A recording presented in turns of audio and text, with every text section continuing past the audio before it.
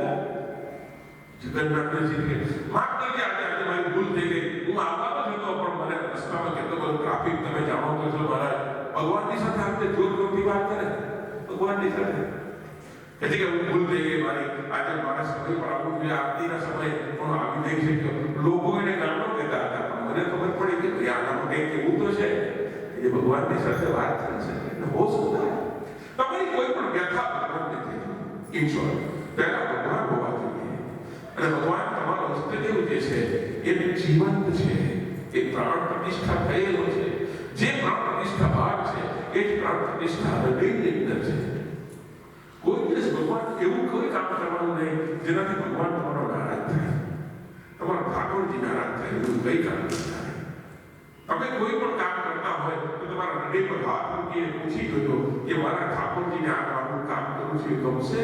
જવાબ હામાં આવે તો કર, ના આવે તો નહીં કરતા. હું તો ત્યાં સુધી કરું છું મારા જીવનની અંદર ઘણી બધી કોઈ પણ પ્રશ્ન એવું નહીં કે તમે એમ સમજતા કે અમે વ્યાસપીઠ પર બેઠા તો કોઈ પ્રશ્ન નહીં, સમસ્યા બધાને આવે. પણ હવે તો ઘણી વાર મને જ્યારે ત્યારે પણ એવી દુવિધા થઈ છે કે હું નિર્ણય નથી લઈ શક્યો, ત્યારે મેં મારા ઈષ્ટદેવની પાસે ચિઠ્ઠી લખી છે કે હે ભગવાન, મને આ પ્રશ્ન છે તો મારે આ કરવું કે નહીં કરવું, એમ કરીને ભગવાનની પાસે ચિઠ્ઠી મૂકતો હજુ પણ મૂકો અને બે ચિઠ્ઠી બનાવો, એક હા અને એક ના. ભગવાનનું નામ લઈને જે ચિઠ્ઠી ઉપાડો, પછી એને ફોલો કરવું પડે, પછી એ જે જવાબ આવે એ પ્રમાણે થાય. ભગવાન કોઈ દિવસ તમારા મારું તમારું વિધેય શું છે, મારું તમારું સારું કરવા માટે પ્રેમ છે. તો મારા અહીંયા કથા એમ કહે છે હનુમાનજી પ્રત્યક્ષ થયા છે, હનુમાનજી ઓળખ્યા, હનુમાનજીને ગળે લગાવ્યા છે ભગવાને, અને પછી પરિચય હનુમાનજી સુગ્રીવનો કરાયો છે. સુગ્રીવે પછી સીતાજીની શોધ માટેની થઈને વાત જે થઈ, સુગ્રીવે કહ્યું, વાત સુગ્રીવે કહ્યું કે બરાબર છે. જ્યારે સીતા માતાને લઈને રાવણ જ હતો કે જે દક્ષિણ દિશામાં જ્યારે ગયો, અને ત્યારે એને સીતા માતાએ પોતાના આભૂષણો નીચે ફેંક્યા, નુપુર ને કંકણ ઇત્યાદિ, એ બધું સુગ્રીવજીએ બતાવ્યું છે. ભગવાન રામે જોયું છે અને સમજી ગયા છે. સુગ્રીવે કહ્યું છે કે હું આપને મદદ કરીશ. પછી વાતમાં વાલીની વાત નીકળી. કોણ વાલી? કે છે સુગ્રીવે કહ્યું છે કે વાલી મારો ભાઈ અને માયાવી રાક્ષસને મારવા માટે મેં બે ગયા ઇત્યાદિ બધી જ વાત કરી. અને ત્યાર પછી ભગવાને પોતાના મિત્ર સુગ્રીવનો પક્ષ લીધો છે અને સુગ્રીવનો પક્ષ લઈ અને પછી વાલી અને સુગ્રીવનું યુદ્ધ થયું. એની કથા છે. એમાં સુગ્રીવનો વિજય કરાવ્યો છે ભગવાને, અને સુગ્રીવને કિષ્કિંધાનું રાજ્ય આપ્યું છે. કિષ્કિંધાનું રાજ્ય આપ્યું છે સુગ્રીવને. અને ત્યારબાદ કથા આવે છે. ભગવાન શ્રી રામે કહ્યું છે કે હવે સીતાજીની શોધ થવી જોઈએ. સુગ્રીવે બધા માનવોને બોલાવ્યા અને સીતાજીની શોધ માટે બધાને મોકલ્યા. સુંદરકાંડનો પ્રારંભ થાય છે.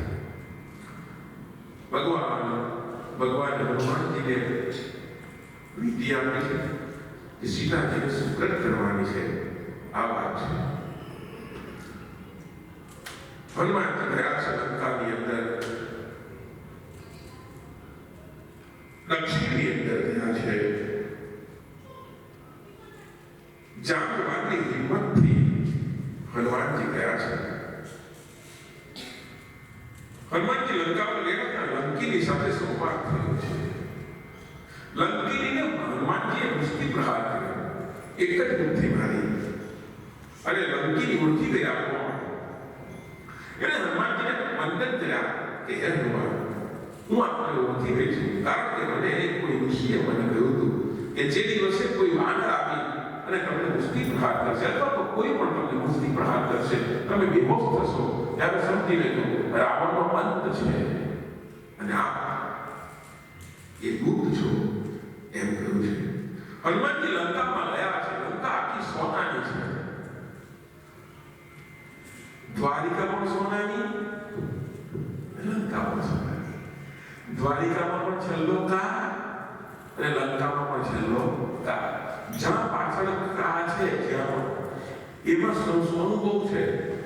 Africa, America, Lanka, Dwarka. આમાં કઈ ખોટું કરું? બહુ મેચ બહુ સરસ થાય. ભાઈ આ રામ અને રાવણ બંનેની તુલા રાશિ, એક જ રાશિ વાળા બધા લડ્યા છે. પાછા તમે જોયું, કૃષ્ણ અને કંસ મિથુન રાશિ, કૃષ્ણ અને કંસ, રામ અને રાવણ, પતિ અને પત્ની છે તે વળી નવું મોટું છે, લડ્યા કરે.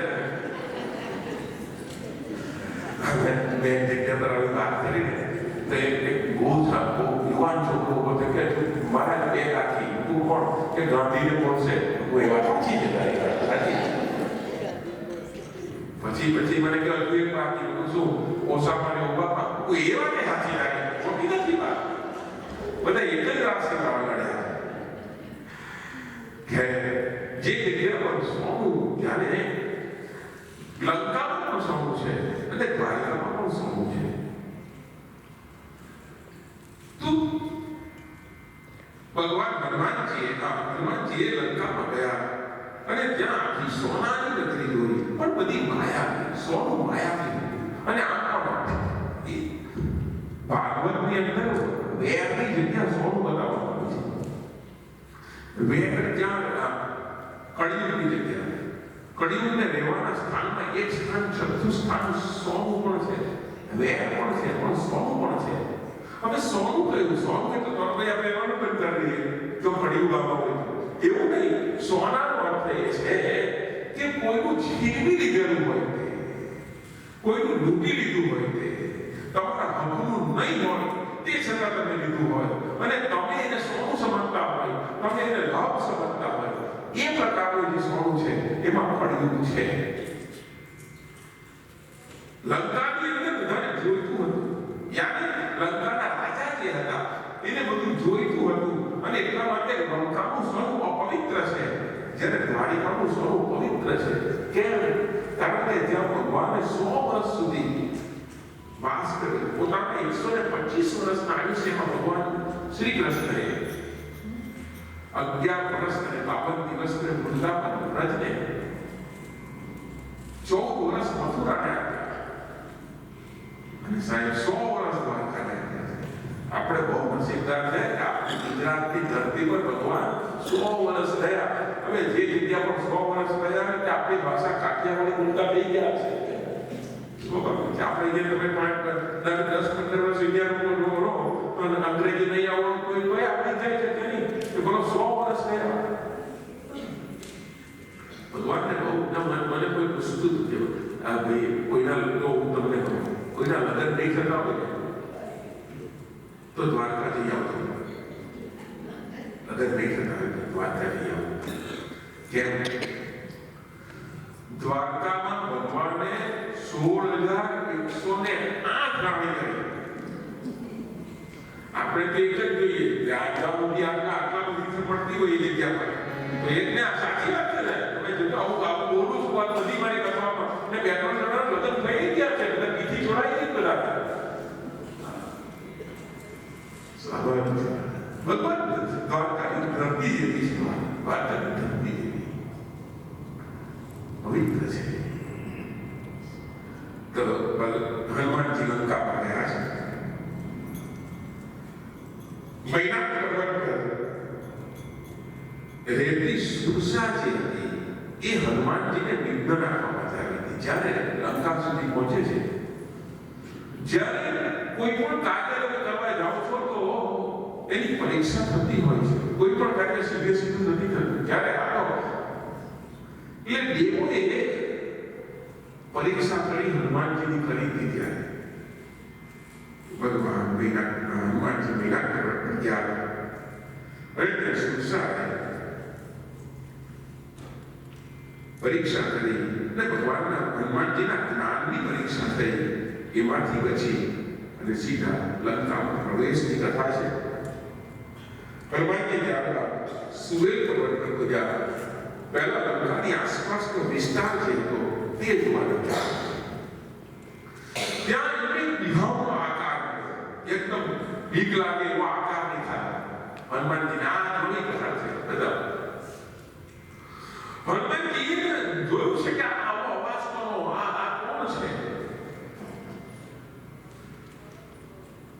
જોયું તો ત્યાં જ મૃત્યુ લેવું છે હનુમાનજી જોયું કે મૃત્યુ આમ નીચું કરીને બેઠા મૃત્યુ લેવું મૃત્યુને વિનયપૂર્વક હાથ જોડીને હનુમાનજીને વાત કરે છે કે હે ભગવાન મને માફ કરજો મેં આપણે ઓળખ્યો નહીં અને આપણા પર સીધો પ્રહાર કરવાનો પ્રયાસ કર્યો મૃત્યુને હનુમાનજી પર પ્રહાર કરવાનો પ્રયાસ કર્યો હનુમાનજી કહે વાંધો નહીં ધર્મરાજે મને વરદાન આપ્યું છે ઓલરેડી કે મૃત્યુનો પ્રહાર મને અસર કરશે નહીં એટલે હું તો બિલકુલ કેવું છું મને કોઈ ચિંતા નથી.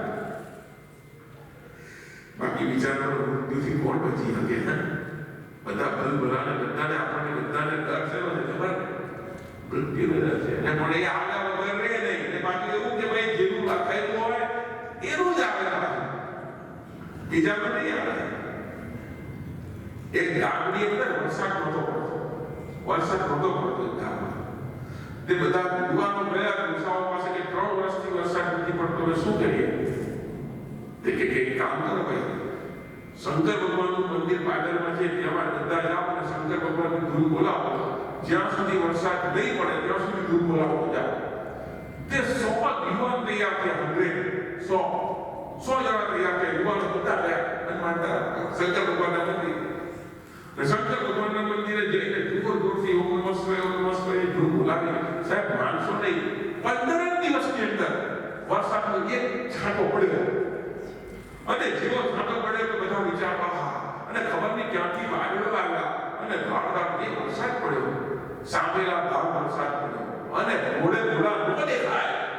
ને આ લોકો અંદરથી ઓમ નમઃ શિવાય ને વરસાદ એવો પડ્યો કે ધીરે ધીરે પાણી ઉપર આવવા લાગ્યા. મંદિરના પગથિયા સુધી પાણી આવ્યા એટલે આ બધા ગભરાયા કે લે આ ડૂબવા.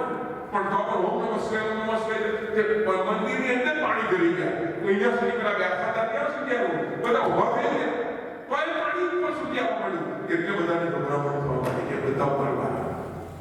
એમાંથી એક ડાયાભાઈ હતો, બધા બોલ ડાયાભાઈ એટલે દાદો. એણે કહ્યું કે ભાઈ નક્કી વીજળીના કડકડાટ થાય છે અને આટલું બધું પાણી આવે છે એનો અર્થ એ કે આપણે 100 જણા અંદર છે એમાં